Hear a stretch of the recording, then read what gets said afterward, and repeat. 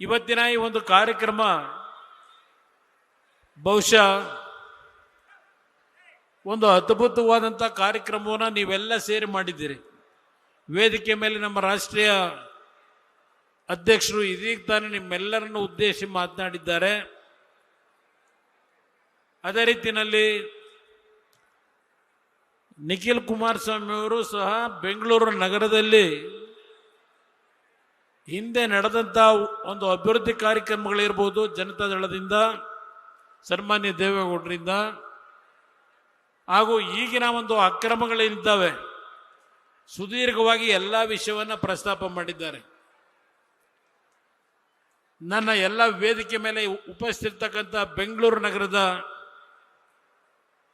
5 GBA ವ್ಯಾಪ್ತಿಯ ನಾಯಕತ್ವ ಏನು ಕೊಟ್ಟಿದ್ದೇವೆ ಮತ್ತು ವಿಧಾನಸಭಾ ಕ್ಷೇತ್ರಗಳಲ್ಲಿ ಯಾವೊಂದು ಜವಾಬ್ದಾರಿಯನ್ನು ನಿಮ್ಮಗಳಿಗೆ ಕೊಟ್ಟಿದ್ದೇವೆ, ನಿಮ್ಮಲ್ಲಿ ಕೈ ಜೋಡಿಸಿ ಮನವಿ ಮಾಡ್ತಕ್ಕಂಥದ್ದು, ನಾವು ಹಿಂದೆ ಮಾಡಿರತಕ್ಕಂಥ ಕಾರ್ಯಕ್ರಮಗಳು ಒಂದು ಭಾಗ, ಮುಂದೆ ನಾವು ಈ ಒಂದು ಬೆಂಗಳೂರು ನಗರವನ್ನ ಈ ದುಸ್ಥಿತಿಗೆ ತಂದಿರತಕ್ಕಂಥ ಹಲವಾರು ಪಕ್ಷಗಳ ನಾಯಕರುಗಳ ನಡವಳಿಕೆಗಳೇನಿದೆ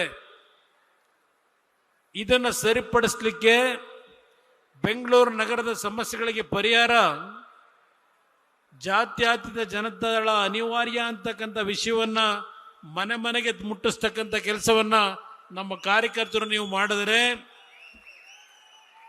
ಮತ್ತೊಮ್ಮೆ ಜನತಾದಳ ಬೆಂಗಳೂರು ನಗರದಿಂದಲೇ ಇವತ್ತು ಸಂದೇಶವನ್ನು ಕೊಡಲಿಕ್ಕೆ ಸಾಧ್ಯ ಇದೆ. ಇವತ್ತು ಈಗಿನ ಸರ್ಕಾರ GBA ಚುನಾವಣೆ ನಡೆಸ್ತಾರೋ ಇಲ್ವೋ ಗೊತ್ತಿಲ್ಲ ನನಗೆ. ಆದರೂ ಸಹ ನಮ್ಮ ಕಾರ್ಯಕರ್ತರು, ನಮ್ಮ ಮುಖಂಡರು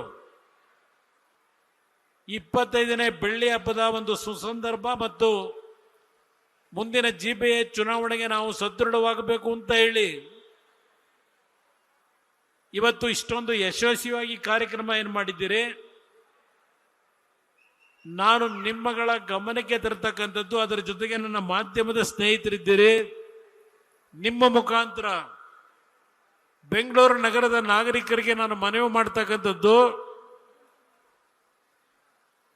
ಒಂದು ಬಾರಿ ಈ ನಾಡಿನಲ್ಲಿ, ಕರ್ನಾಟಕ ನಾಡಿನ ಜನತೆ ಮತ್ತು ಬೆಂಗಳೂರು ನಗರದ ನಾಗರಿಕರು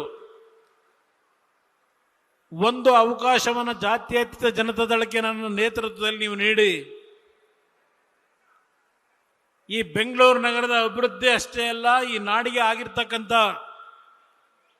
ಒಂದು ರೀತಿಯ ಗ್ರಹಣಗಳನ್ನು ಏನು ನಡೆಸಿದ್ದಾರೆ ಆ ಗ್ರಹಣಗಳಿಗೆ ಮುಕ್ತಿಯನ್ನು ಕೊಡ್ತಕ್ಕಂಥದ್ದಕ್ಕೆ ಈ ಪಕ್ಷವನ್ನು ಒಂದು ಬಾರಿ ಪರೀಕ್ಷೆ ಮಾಡಿ ಅಂತ ಹೇಳಿ ನಾಡಿನ ಜನತೆಗೆ, ಬೆಂಗಳೂರು ನಗರದ ನಾಗರಿಕರಿಗೆ ಈ ವೇದಿಕೆ ಮುಖಾಂತರ ನಾನು ಮನವಿಯನ್ನು ಮಾಡ್ತಾ ಇದ್ದೇನೆ.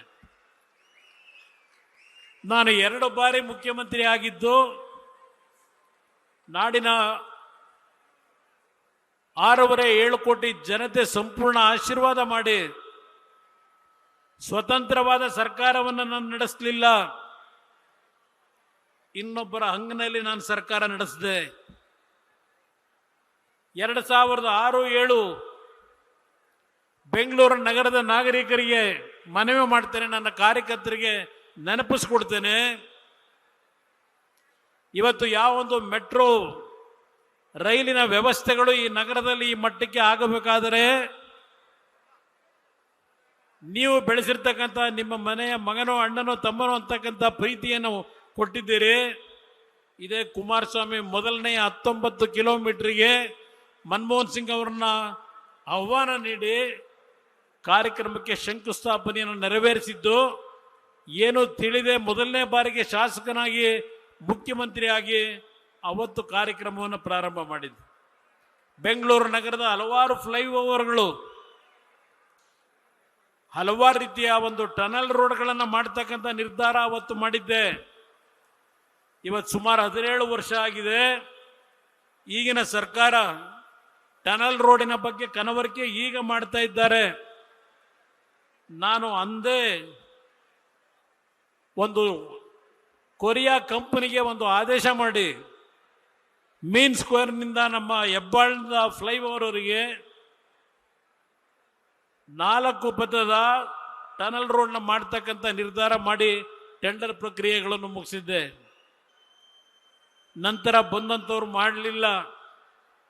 ನಿಮ್ಮ ಔಟರ್ ಪೆರೆ ರಿಂಗ್ ರೋಡ್ ಜವರಗೌಡರಲ್ಲಿದ್ದಾರೆ, ಪಾಪ ಹೆಚ್ಚಿನ ಶ್ರಮ ಪಟ್ಟಿದ್ದಾರೆ ಈ ಕಾರ್ಯಕ್ರಮಕ್ಕೆ. ಇಲ್ಲಿ ಸುತ್ತಮುತ್ತಲ ಭಾಗದಲ್ಲಿ ಇರ್ತಕ್ಕಂಥ ಹೆಚ್ಚಿನ ಸಂಖ್ಯೆಯಲ್ಲಿ ಇವತ್ತು ಈ ಒಂದು ಸಭೆ ಯಶಸ್ಸುಗೊಳಿಸಿದ್ದಾರೆ. ಅವತ್ತು ಔಟರ್ ಪೆರೆಲ್ ರಿಂಗ್ ರೋಡು ಕೇವಲ 3,000 ಕೋಟಿ ವೆಚ್ಚದಲ್ಲಿ ಸಂಪೂರ್ಣ ಆಗ್ತಿತ್ತು ನಾನು ಅವತ್ತು ತೆಗೆದುಕೊಂಡಂತ ಒಂದು ಕಾರ್ಯಕ್ರಮದಿಂದ. ಇವತ್ತು 28,000 ಕೋಟಿ ಆಗುತ್ತೆ ಅಂತಕ್ಕಂಥದ್ದನ್ನ ಈಗಿನ ಸರ್ಕಾರ ಏನ್ ಹೇಳ್ತಾ ಇದೆ, ಬೆಂಗಳೂರಿನ ನಾಗರಿಕರು ಅರ್ಥ ಮಾಡ್ಕೋಬೇಕು ಅನ್ನೋದನ್ನ ನಮ್ಮ ಕಾರ್ಯಕರ್ತರು ಮನೆಗೆ ಹೋಗಿ ಹೇಳಿ. 9 TMC ನೀರು ಕಾವೇರಿಯಿಂದ ಕಾಂಗ್ರೆಸ್ ಸರ್ಕಾರ ಕೇಂದ್ರದಲ್ಲಿ ಅಧಿಕಾರದಲ್ಲಿ ಏನಿದ್ರು ಕೊಡ್ಲಿಕ್ಕೆ ತಯಾರಾಗಿರಲಿಲ್ಲ.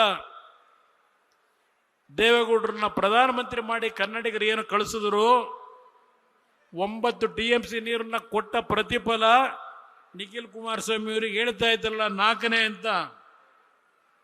ಇವತ್ತು ಬೆಂಗಳೂರಿನ ಹಲವಾರು ಭಾಗದಲ್ಲಿ ಕಾವೇರಿ ನೀರು ಕುಡಿತಾ ಇದ್ರೆ ಅದಕ್ಕೆ ಕಾರಣ ದೇವೇಗೌಡರು. ಇವತ್ತು ನಾನು ಈ ಒಂದು ಬೆಂಗಳೂರು ನಗರದಲ್ಲಿ ಹಲವಾರು ಪ್ರದೇಶಕ್ಕೆ ಬಂದಿದ್ದೇನೆ. ನಾನಿವತ್ತು ಬೆಳಗ್ಗೆ ಬರಬೇಕಾದರೆ ಈ ಸಭೆಗೆ ಬಹುಶಃ ಪುಲಕೇಶಿ ನಗರದ ಹೆಣ್ಣು ಮಕ್ಕಳು, ಒಂದು ಮಧ್ಯೆ ಸಮಾಜಕ್ಕೆ ಸೇರಿದಂತ ಹೆಣ್ಣು ಮಕ್ಕಳು ಪುಲಕೇಶಿ ನಗರದಿಂದ ಬಸ್ನಲ್ಲಿ ಬರ್ತಾ ಇದ್ದಿದ್ದನ್ನ ಈ ಕಾರ್ಯಕ್ರಮಕ್ಕೆ ಗಮನಿಸಿದೆ.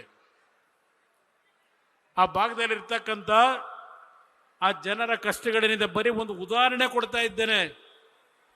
ಬ್ಯಾಟ್ರಾಯನ್ಪುರದಲ್ಲಿ ರಾಜ್ಯದ ಮಂತ್ರಿ ಇದ್ದಾರೆ, ಅವರ ಭಾಗದಲ್ಲಿ ಕೆಲವು ಬಡಾವಣೆಗಳು ಯಾವ ರೀತಿ ಇದೆ. ಇವತ್ತು ಮನೆಗಳಿಲ್ಲದೆ, ಒಳಚರಂಡಿಯ ವ್ಯವಸ್ಥೆಗಳಿಲ್ಲದೆ, ಕಸವನ್ನ ಕ್ಲೀನ್ ಮಾಡ್ತಕ್ಕಂಥ ಕಾರ್ಯಕ್ರಮದಲ್ಲೂ ಲೂಟಿ ಮಾಡ್ತಕ್ಕಂಥ ಈಗಿನ ಈ ಸರ್ಕಾರ ಎಷ್ಟು ಮನೆಗಳನ್ನು ಕೊಟ್ಟಿದ್ದಾರೆ ಬಡವರಿಗೆ. ಯಾವ ನಮ್ಮ ಒಂದು 2 ಭಾಗದಲ್ಲಿ ಮನೆಗಳನ್ನ ಒಡೆದರು.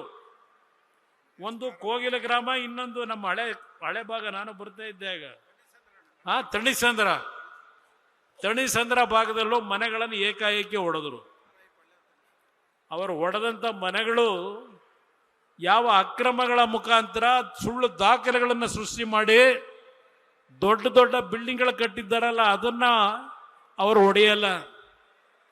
ಯಾವುದೋ ಹಳ್ಳಿಗಳಿಂದ ಬಂದು ಒಂದು ಸಣ್ಣ ಸೂರನ ಬಹಳ ಕಷ್ಟಪಟ್ಟು ಬೆವರು ಸುರಿಸಿ ಒಂದು ಜಾಗ ಗುರ್ಸಿ ವಾಸ ಮಾಡತಕ್ಕಂಥ ಕುಟುಂಬಗಳನ್ನ ಬೀದಿಗೆ ತಂದ್ರಲ್ಲಪ್ಪ ಈ ಸರ್ಕಾರ.